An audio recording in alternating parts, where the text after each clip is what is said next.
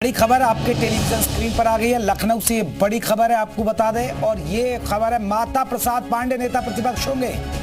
ये बड़ी खबर, एसपी विधायकों की बैठक के बाद फैसला, माता प्रसाद पांडे को आपको बता दें नेता प्रतिपक्ष बनाया गया है समाजवादी पार्टी की तरफ से।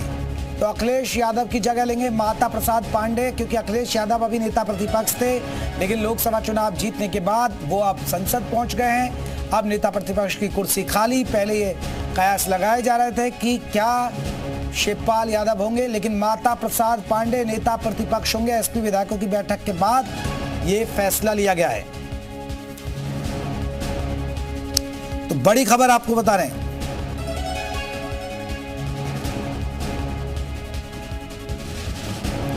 ये बड़ी खबर,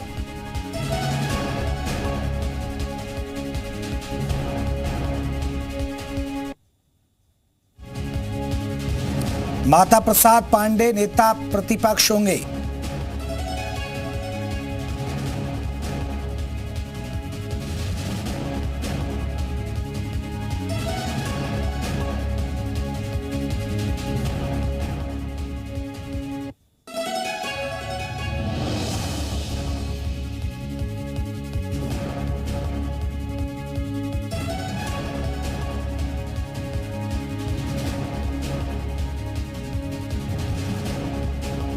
तो बड़ी खबर बता दें, एसपी विधायकों की बैठक के बाद फैसला लिया गया है, माता प्रसाद पांडे को नेता प्रतिपक्ष बनाया। विशाल हमारे साथ, हमारे सहयोगी और ज्यादा अपडेट के साथ। विशाल, पहले ये अटकलें थी कि शिवपाल यादव को नेता प्रतिपक्ष बनाया जा सकता है, लेकिन लग रहा है कि पीडीए फॉर्मूले पर काम किया यहां पर माता प्रसाद पांडे को बनाकर।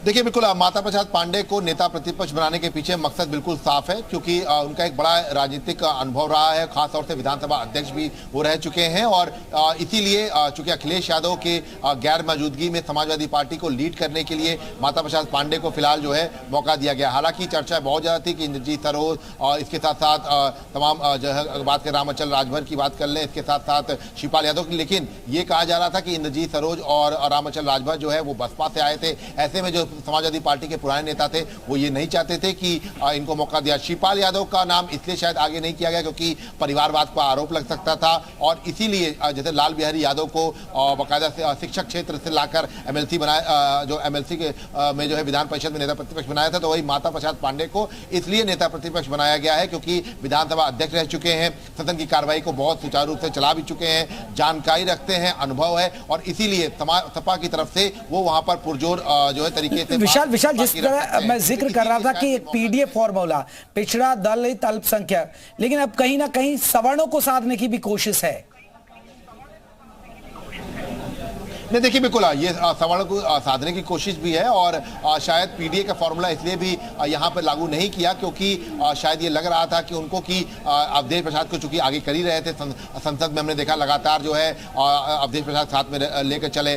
सपा हर एंगल पर इस बात पे फोकस कर रही है कि पीडीए, तो हो सकता है कि नेता प्रतिपक्ष के मामले में चूंकि सदन के अंदर अब जो है ये कहा जा रहा है कि मनोज पांडे भी चूंकि अब सपा का हिस्सा नहीं है, ब्राह्मण चेहरा नहीं है, तो ऐसे में माता प्रसाद पांडे को जो है ब्राह्मण चेहरे के तौर पे लाएं और नेता प्रतिपक्ष की भूमिका है वो देकर एक बड़ा संदेश भी देने की कोशिश करें। तो इस तरह की चीजें भी जो है तो सवर्णों को भी साधने की कोशिश जो है वो माता प्रसाद पांडे के तहत होगी। फिलहाल इटवा से विधायक हैं सतीश द्विवेदी, जो यूपी सरकार में बेसिक शिक्षा मंत्री थे, उनको हराए थे इस बार, और इस बार जो है विधायक हैं इटवा से, और ये कहा जा सकता है कि उनका जो एक राजनीतिक अनुभव रहा है उस पर भरोसा जताते हुए सपा ने उनको फिलहाल जो है नेता प्रतिपक्ष की भूमिका दी है। इससे पहले भी आपको याद होगा कि अखिलेश से पहले भी नेता प्रतिपक्ष की भूमिका में राम गोविंद चौधरी रहे। हालांकि नेता प्रतिपक्ष की भूमिका में शिवपाल यादव भी रहे हैं, लेकिन शिवपाल यादव के साथ ये समस्या आ रही थी कि पार्टी में एक बात जो है एक रायशुमारी नहीं हो पा रही थी। इसके साथ साथ ये भी हो रहा था कि शिवपाल यादव को अगर नेता प्रतिपक्ष बनाया जाएगा तो पार्टी में इस बात को लेकर भी सवाल खड़े होने की परिवारवाद को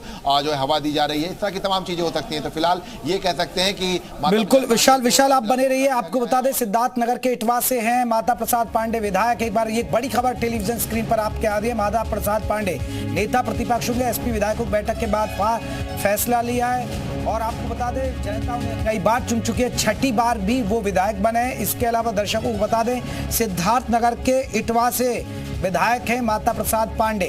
और इससे पहले भी वो स्पीकर रह चुके हैं। वो आपको बता दें मुलायम सरकार में स्पीकर रह चुके हैं। 2003 से लेकर 7 तक स्पीकर रहे थे माता प्रसाद पांडे, नेता प्रतिपक्ष अब बना दिए गए। तो आपको बता दें 2003 से 7 के दौरान भी वो अध्यक्ष रह चुके हैं विधानसभा के, उनको जिम्मेदारी मिली है। तो पार्टी में एक वरिष्ठ लीडर के तौर पर उनकी पहचान है, अनुभवी नेता हैं। विशाल हमारे साथ जुड़े हैं और विशाल एक अनुभवी नेता भी हैं क्योंकि स्पीकर भी रहे और 6 बार जनता ने उन्हें विधायक बनाया, 6ठी बार उन्हें चुनकर भेजा है। तो एक अनुभव को भी तरजीह दी गई है, एक वरिष्ठता को भी तरजीह दी गई है।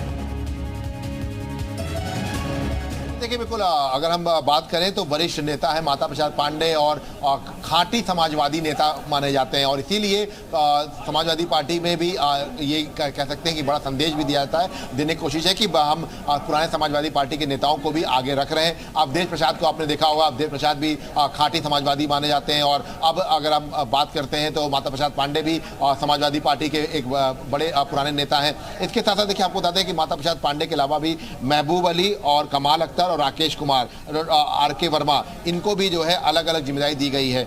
महबूब अली को अध्यक्षता मंडल विधानसभा का जो है अध्यक्ष बनाया गया है। इसके साथ साथ कमाल अख्तर को मुख्य सचेतक बनाया गया है। अभी तक मुख्य सचेतक की जो भूमिका थी वो मनोज पांडे के पास थी, ऐसे में मनोज पांडे की जगह अब कमाल अख्तर को जो है मुख्य सचेतक की भूमिका में जो है रखा गया है। मनोज पांडे का जो मुख्य सचेतक का पद था वो हटा दिया गया है। इसके साथ साथ राकेश कुमार, बिल्कुल विशाल आप बने रहिए, हम लौट रहे हैं, हम एक छोटा सा ब्रेक लेना है, ब्रेक के बाद फौरन लौटेंगे, इसी खबर पर लगातार अपडेट लेते रहेंगे।